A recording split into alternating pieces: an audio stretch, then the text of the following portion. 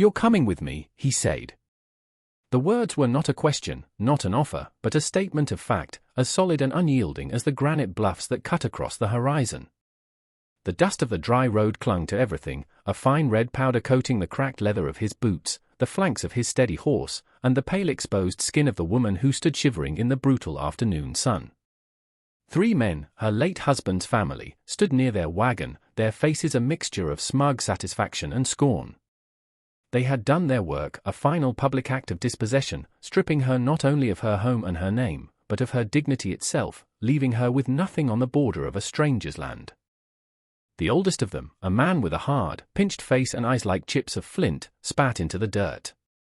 "She's property owed to us. You've no business here, Ronan." Ronan's gaze did not waver from the woman. He saw the tremor in her shoulders, the way she stared at a point in the far distance, refusing to meet the eyes of her tormentors or her rescuer. He swung down from his horse in a single fluid motion, his movements economical and deliberate. He untied the thick wool blanket from behind his saddle and walked toward her. The space between them charged with a silence that drowned out the wind. He didn't speak again as he wrapped the heavy fabric around her, his hands careful not to touch her skin, the gesture one of profound impersonal respect. He then turned to face the men, his expression unchanged, as placid and formidable as a winter lake. "Get off my land." The journey back was a silent procession against a vast indifferent sky. The woman, sat huddled in front of him on the saddle, the coarse wool of the blanket a rough comfort against her skin. She could feel the solid wall of his chest at her back, a steady, unthreatening presence that asked for nothing. She focused on the rhythm of the horse's gait, the creak of the leather, the soft thud of hooves on the parched earth. Each step took her further from the life that had been dismantled piece by piece and then shattered in a final cruel gesture. The wind whispered through the sagebrush, carrying the scent of dust and distant rain. Ronan rode with a stillness that seemed to be a part of the landscape itself, his eyes scanning the rolling hills and shadowed canyons with an ingrained vigilance. He did not speak, did not offer platitudes, or ask questions that she had no answers for.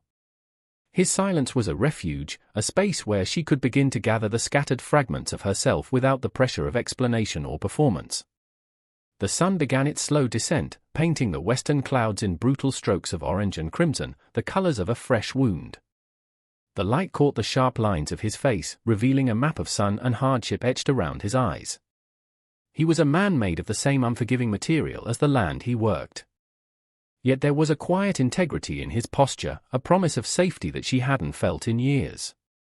As the first stars pricked the deepening twilight, the faint glimmer of a single lantern appeared in the distance, a tiny spark of warmth in the immense, gathering dark. It was the first sign of a destination, a place she was being taken to, not a place she had chosen, and the fear, cold and sharp, briefly returned. His ranch was nestled in a small, protected valley, a collection of sturdy, unadorned buildings that looked as if they had grown from the earth itself. A modest house, a solid barn, and a web of fences stood against the encroaching wilderness, a testament to relentless effort and quiet endurance. He led the horse to a trough, slid from the saddle, and then reached up for her. His hands were calloused and sure as they circled her waist, lifting her down to the ground. For a moment her legs would not hold, and he steadied her without a word, his grip firm until she found her balance. Inside, the house was sparse and clean. A stone fireplace dominated one wall, its hearth swept clean. The furniture was handmade, worn smooth with use. There was a faint scent of wood smoke, coffee, and old leather. He pointed to a closed door. "That room is yours. There are clothes on the bed. They were my mother's." He moved to the stove, his actions practical, his focus already on the next necessary task. He lit a fire, the crackle and flare of the kindling filling the quiet room with a sudden welcome life. I went into the room and saw a simple cotton dress and a worn shift laid out on the quilt of a narrow bed. They were clean and smelled of lye soap and sunshine. She shed the heavy blanket, the last remnant of her humiliation, and dressed in the borrowed clothes. They hung loosely on her frame, but they were a shield, a beginning. When she emerged, he had 2 plates of beans and bacon on the simple wooden table. They ate in silence, the only sounds the scrape of forks on tin plates and the soft sigh of the fire. She watched him, This quiet, severe man who had intervened with the force of a natural law. He ate with the same focused intention he applied to everything, his gaze directed at his plate.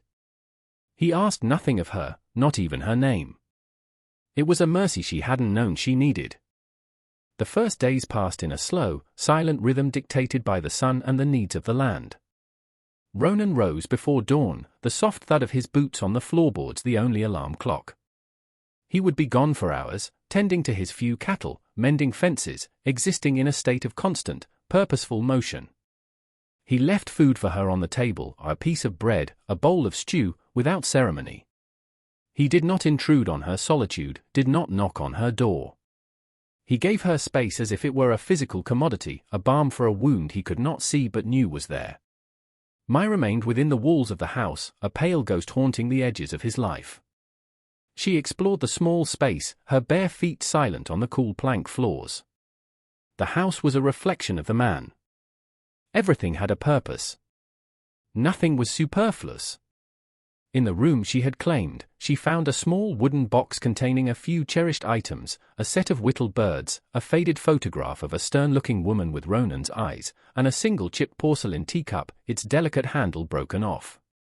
She held the fragile cup in her hands, its uselessness a strange comfort. It was broken, like her, but it was still beautiful. One afternoon, driven by a need for air that felt thick and close, she stepped onto the porch. The sun was bright, the air sharp and clean. In the distance, she could see Ronan, a solitary figure repairing a section of fence line, the rhythmic strike of his hammer a steady heartbeat against the vast silence. He did not turn or wave, but she saw his movement slow for a fraction of a second, a minute hesitation that told her he knew she was there, watching. It was the first time she had willingly stepped out to meet the world, and he had granted her the dignity of not making it a spectacle. A week after her arrival, she saw it. A dark speck on the distant eastern ridge, a place where no rider should be. It was too far to make out details, but she knew with a cold certainty that settled deep in her bones who it was. The Hawthorns. They were watching. The figure remained for nearly an hour, a silent, malevolent sentinel, before finally disappearing back over the rise. A shiver unrelated to the day's warmth traced a path down her spine. The valley no longer felt like a sanctuary, but a cage. She retreated back into the house, the walls suddenly feeling thin and fragile. That evening, Ronan came in from his chores and did not immediately start dinner.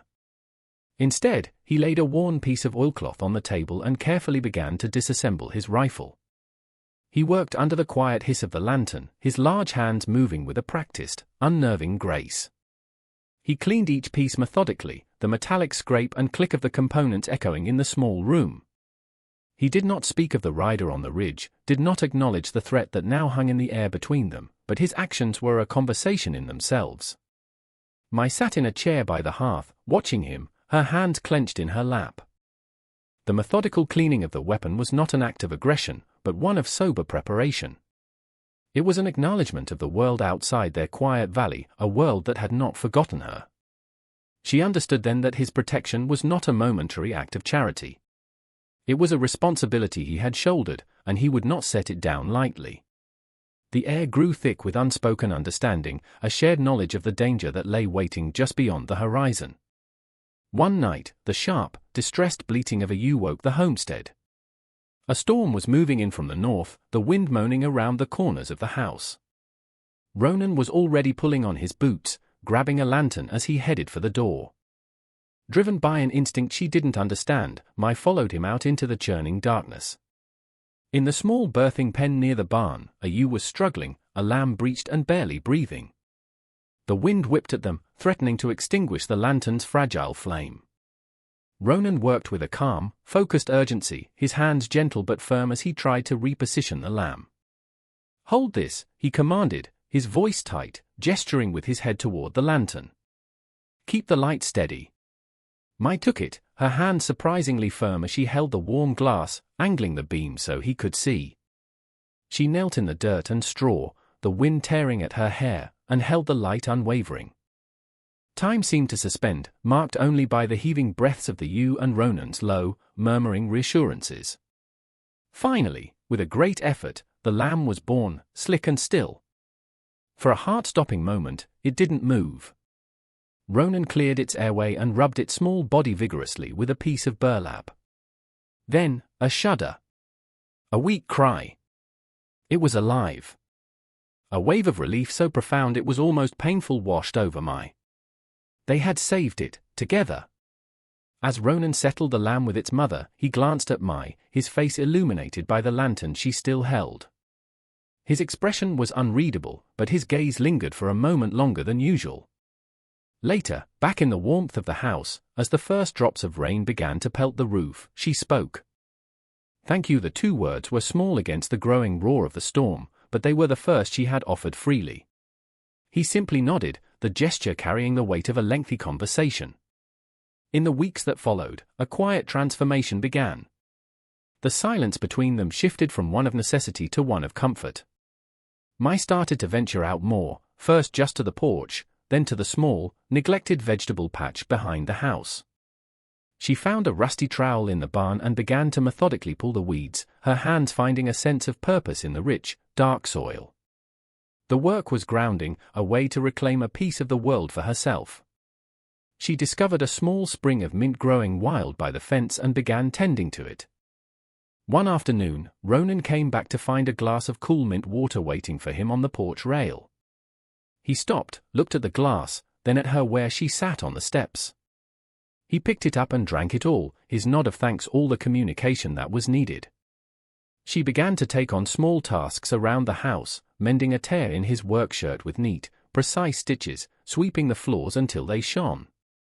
These were not acts of servitude, but acts of partnership, of creating a shared existence. One evening, as they sat by the fire, she finally told him. Her voice was low and even, a recitation of facts rather than a plea for sympathy.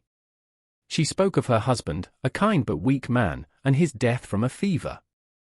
She spoke of how his family, the Hawthorns, saw her as nothing more than a failed investment, a foreigner who had produced no heir.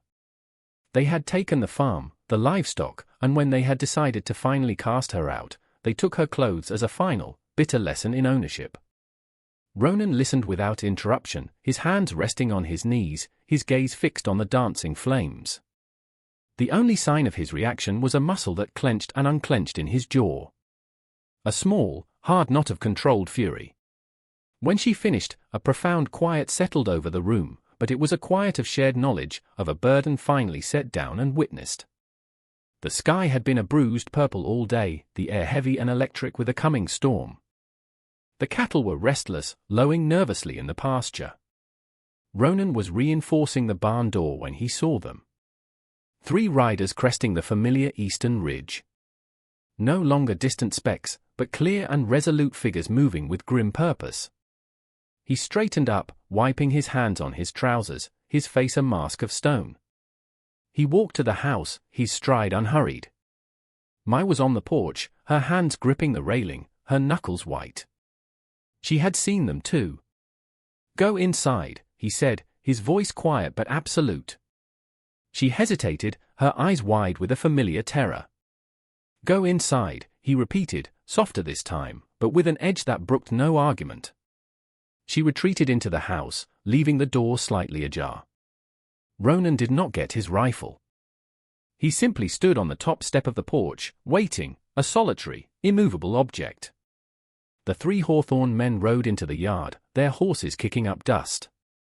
Barton, the father, flanked by his 2 brutish sons, pulled his mount to a halt. We've come for what's ours, Ronan, the old man sneered, his voice thin and cruel. The woman. Send her out. Ronan's gaze was steady. She's not yours. The younger son dismounted, a length of rope in his hand, a smug grin on his face. She is by law and by right. We mean to have her back. He took a step toward the porch. She stays, Ronan said, and his voice, though low, carried over the rising wind with the finality of a closing door. The son lunged forward. Ronan's movement was a blur of speed and brutal efficiency. He stepped down to meet the man, not with a fist, but with his entire body, a block of solid force that sent the younger Hawthorn sprawling into the dirt.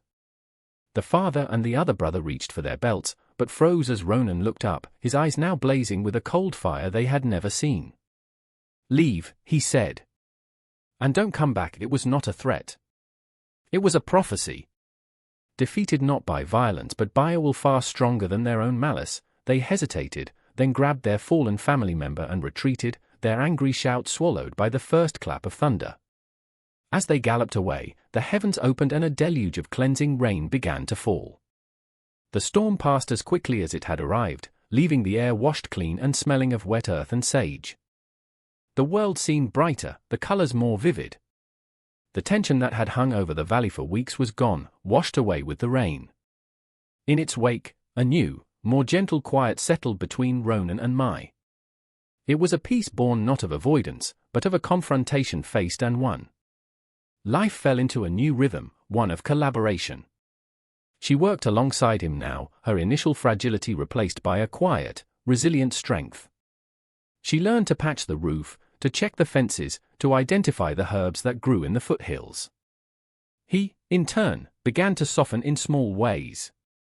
He would leave a wildflower on the table for her in the mornings or point out the hawk that circled high above the valley. Words were still sparse between them, but they were no longer as necessary.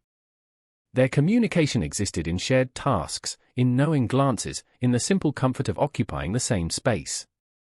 One afternoon, Ronan came into the house to find she had finally finished her project.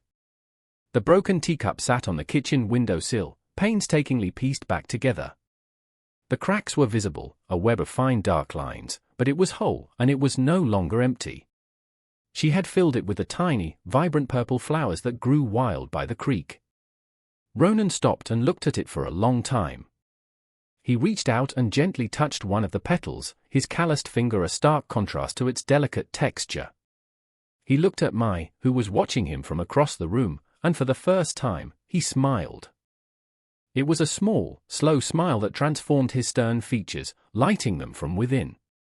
In that moment, the house was no longer his house, but their home. A quiet promise of a future, pieced together and made beautiful, had finally taken root. The seasons turned, wrapping the small valley in the gold of autumn and the stark white of winter before yielding again to the tender green of spring. Ronan and Mai built a life, their story told not in grand declarations but in the steady accumulation of quiet moments. It was a life of shared labor and mutual respect, a silent testament to the idea that healing can be found in the solid ground beneath one's feet and in the steady presence of another. Their sanctuary, won through a moment of defiance and built with patient hands, remained untouched by the outside world. They were two solitary souls who had, against all odds, found a way to grow together, like two trees whose roots had intertwined deep beneath the soil, drawing strength from one another. Their pasts were not forgotten, but they no longer defined their present. The scars remained, like the delicate lines on the mended teacup, a reminder not of the breaking, but of the strength it took to become whole again. On a clear spring morning, as they stood together on the porch, watching the sun rise over the eastern ridge, the same ridge where a threat had once appeared, a sense of profound peace settled over them. They had built more than a ranch. They had built a world. I wonder what you were thinking watching a story like that.